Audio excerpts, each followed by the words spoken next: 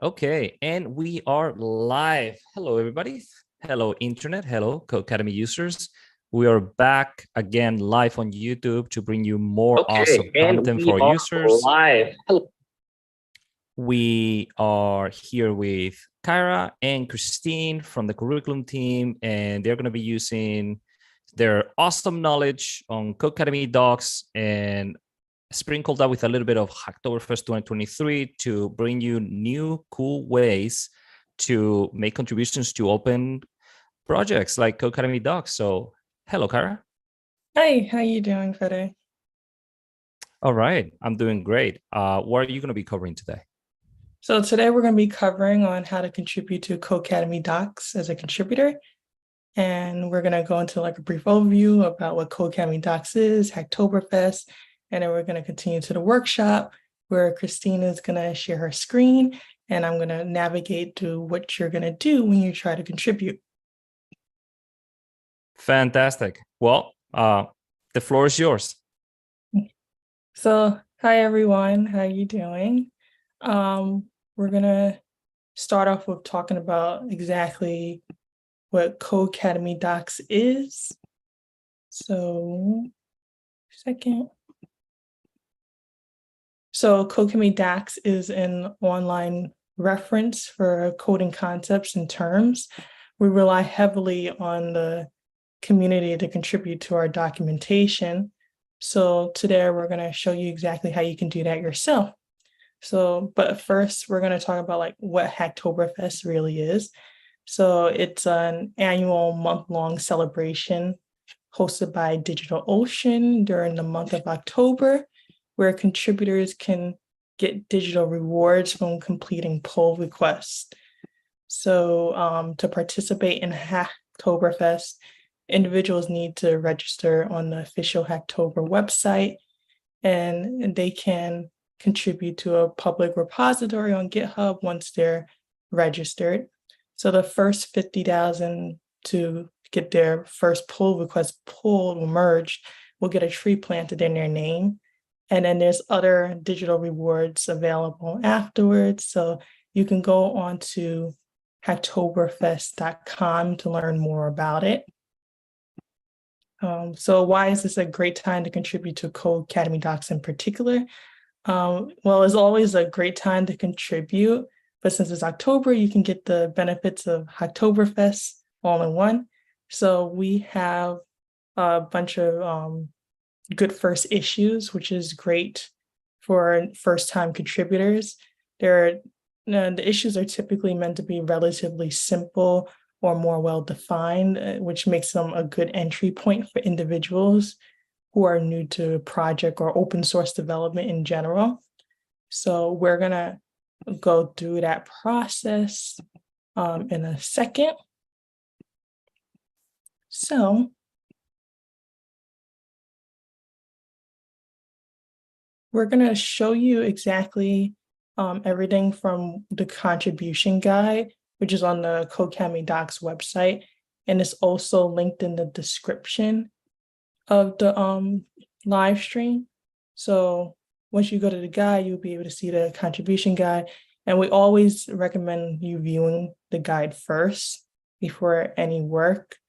We also recommend you having some basic understanding of Git and GitHub. We also recommend you knowing Markdown a little bit and also the command line too. So we're gonna have like all that in the description linked out. So once you feel comfortable enough to start contributing, then we can next go into what you should do first.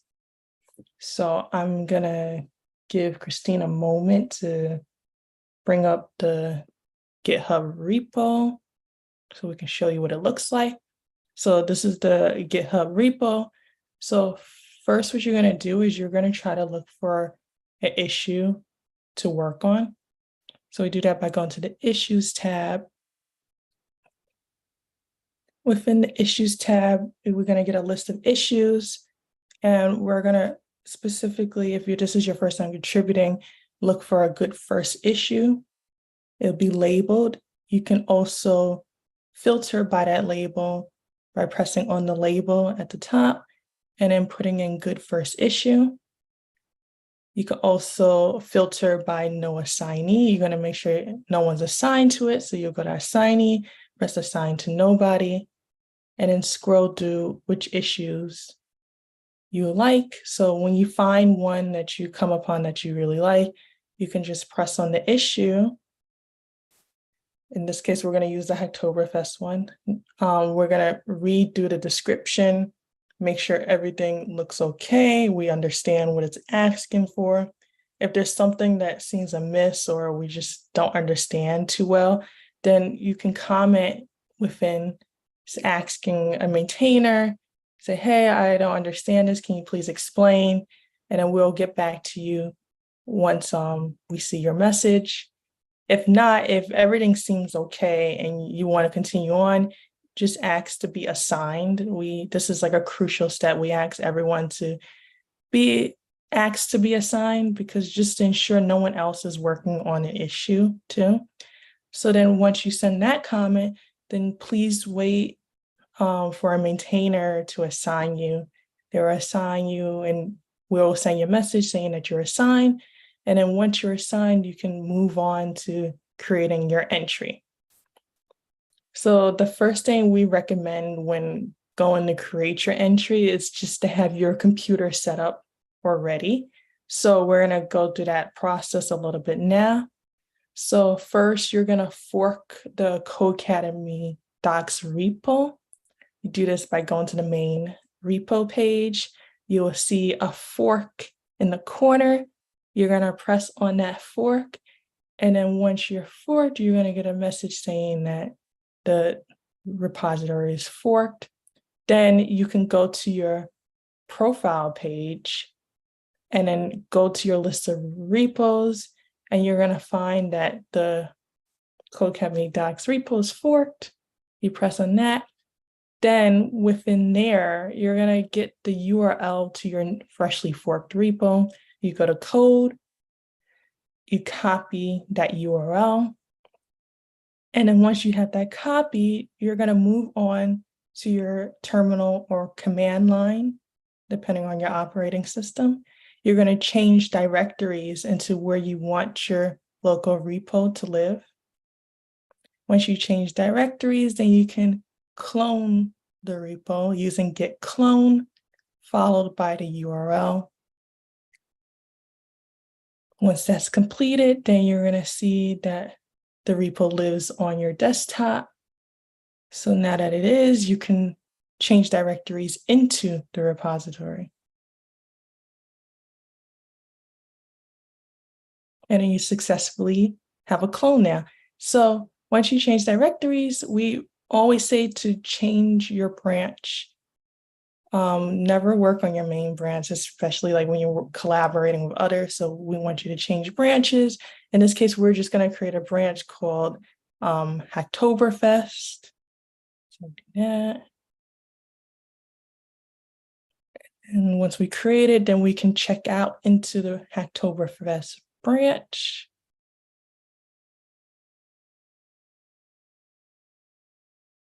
And then great, we have our Hacktoberfest branch that now we can work on and make changes to.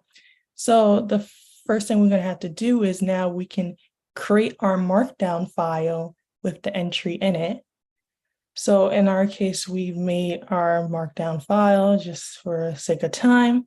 And we did it based on the documentation that's also linked in the issue. So when you're on your issue, there's going to be documentation. We suggest that you read through the concept entry template, the content standards, and the markdown style guide to make sure that you're following what exactly we're looking for. This saves a lot on the review process time if you know exactly what you're doing. So we recommend that you just go through it, make sure you understand, and then you can create your entry. And then so our entry is based off all these standards. So we can go back to our markdown. Well, first, let's take the file path, actually. Sorry. The file path is where we're going to want to place our document. So we're going to take that and we're going to replicate that in our local repo. So in our case, we're going to be using Visual Studios to get to the file path. So we're going to go to General, and then we're going to go to Concepts. And then within that, we're going to put our Hacktoberfest folder. After we create that, then we can place our Markdown file within the folder. Okay, so we have the file placed where we want it now. So we can see using our terminal that we've made changes to the branch we created. So we do that by using git status. We can see that the file is ready to add. So we can add it using git add followed by the file path, which we can copy and paste.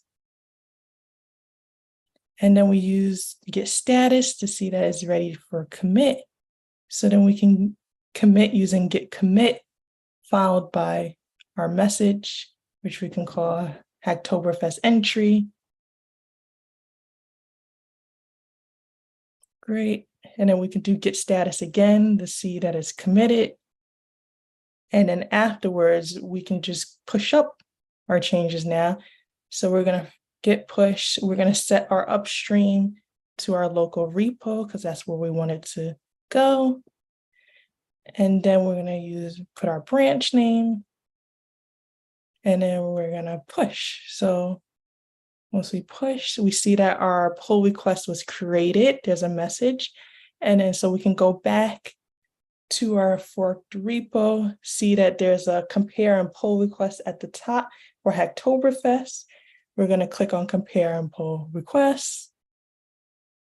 And then we can see that our entry is here. So we can go through, make sure everything's okay. We can change our title to whatever we want.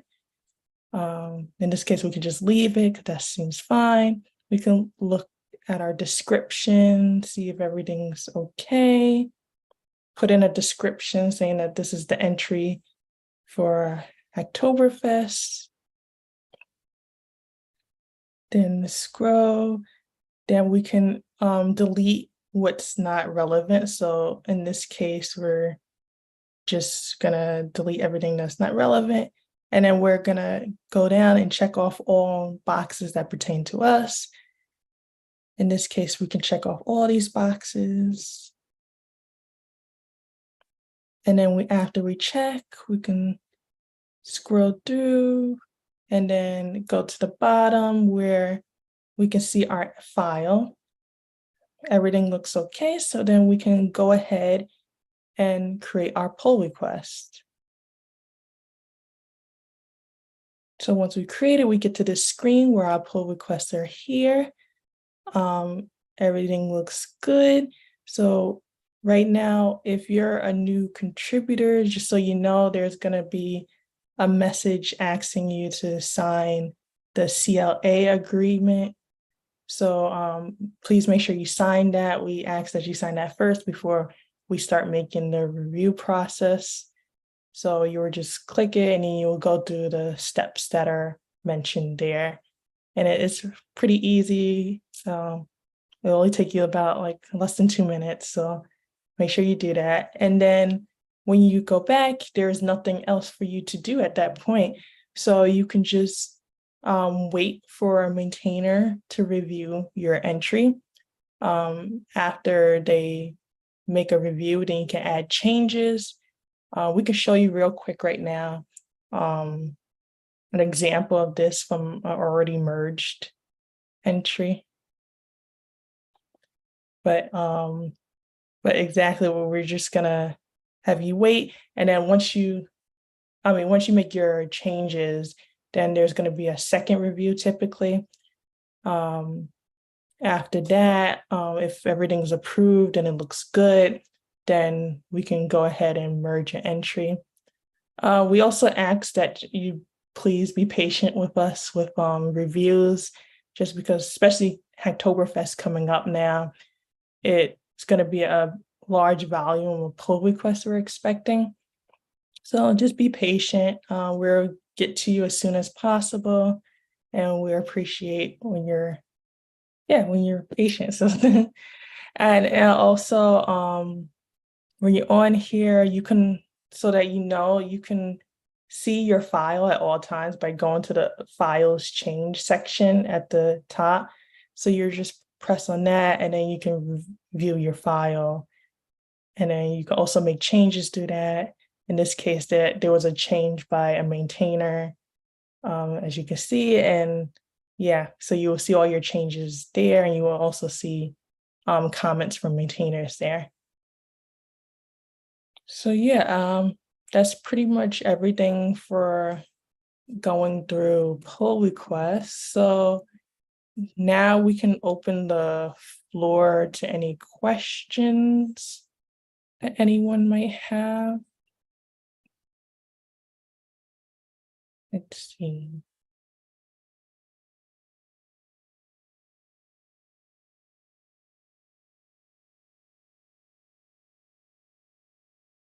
I see a question saying, what is the best way to learn everything about Codecademy, including viewing videos from previous webinars in case someone wants to review them again? So for that, we also recommend like you going over any documentation that we mentioned during this. So the contribution guide, you can also go through all the style sheets and the templates, which are in the issues that we showed where the links were before. You can also rewatch this live stream too. So later on it will be posted, so you can go back to that if need be. We also do recommend, again, using the Git and GitHub course. That is a great place to start, or even go back to if you just can't remember like what commands to use. Are there Python docs to work on? Oh yeah, Chris. I see Adam put in the comment for that. Yeah. So we're always creating new issues too. So if there's no Python entries to work on right now, there definitely will be in the future. We're constantly changing the issues and adding up more. So yeah, so stay tuned if you don't see any right now. Is there any other questions?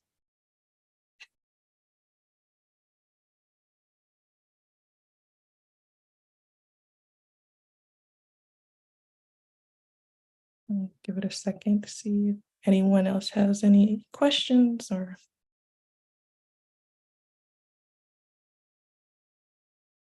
Okay, well, if there's no more questions, I guess we can.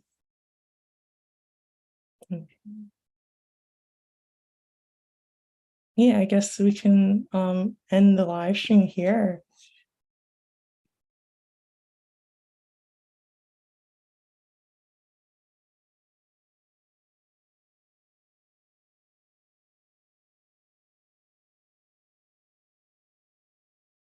Okay. Thank you for all the positive comments, guys. I really appreciate it. And yeah, I guess we can get going. Fede, is there anything you want to say before we leave? I'll jump back in. Hey, thank you for the demo on how to use Git and how to contribute to Codecademy Docs.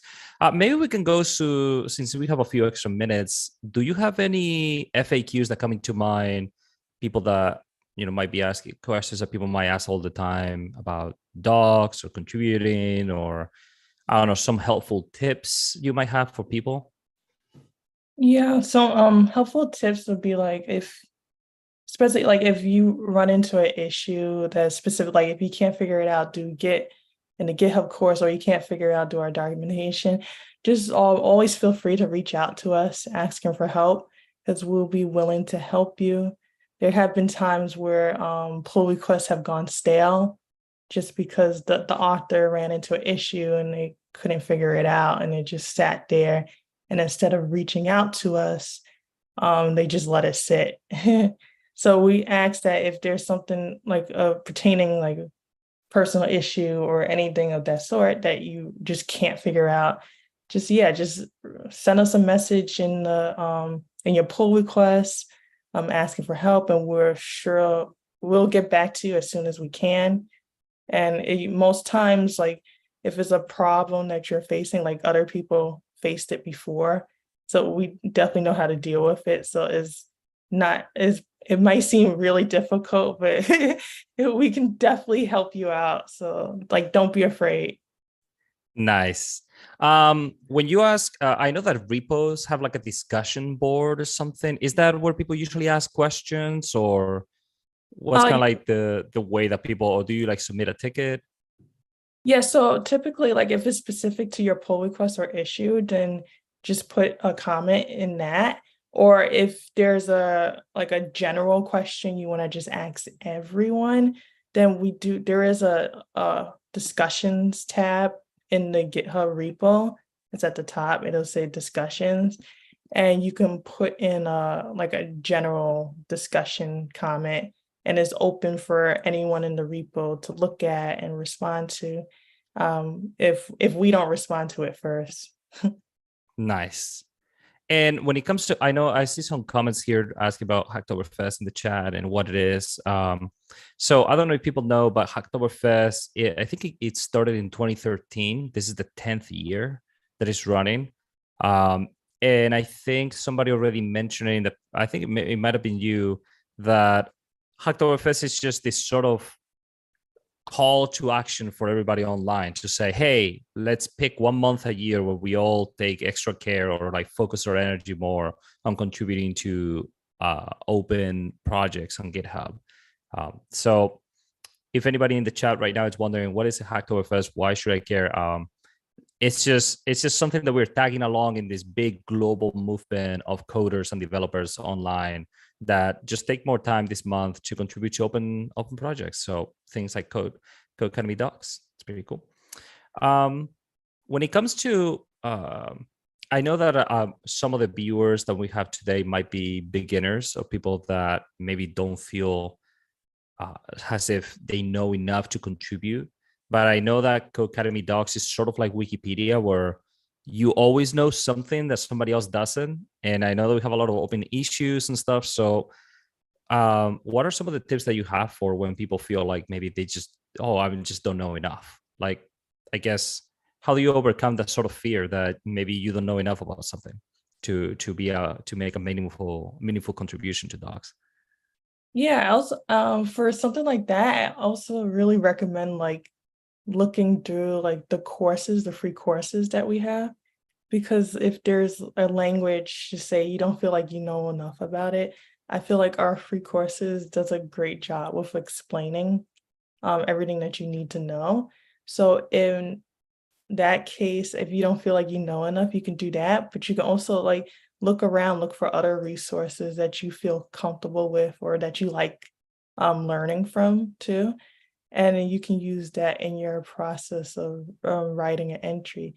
I mean, everyone starts out somewhere, and we like to have this platform here so that you can begin your start at contributing to open source. So we are here to help you too. So if there's something that you just really just don't know, just reach out to us. We'll help you out there. But it's especially, and it also make use of the good first issue label, because those are the ones that you're going to want to go for if you know that you're just starting out. Nice. Yeah, so I guess that's a good way to close this off, reminding people that labels on GitHub are super important. And Codecademy Docs has 2 labels going on this month that you should be paying attention to, which is Good First Issue and Hacktoberfest. If you're participating in Hacktoberfest, I guess, look for those under the Issues tab, and that's your point of entry for all things Codecademy Docs. See you in the discussion board. And I want to thank everybody for stopping by, listening to Kyra and Christine driving in the back, the presentation. Thank you for your questions. And If you know somebody that wants to learn more about GitHub and Git and Codecademy and Hacktoberfest, we also have another session on Wednesday in the morning. So it's a different, it might catch a different time zone, might be more convenient for some people. So if you know anybody that could benefit from this, don't forget to invite them over to check out the Codecademy YouTube channel and follow us on socials for more live events into the future. Thank you for stopping by and have a great day. Bye. Bye. Okay, so we're just not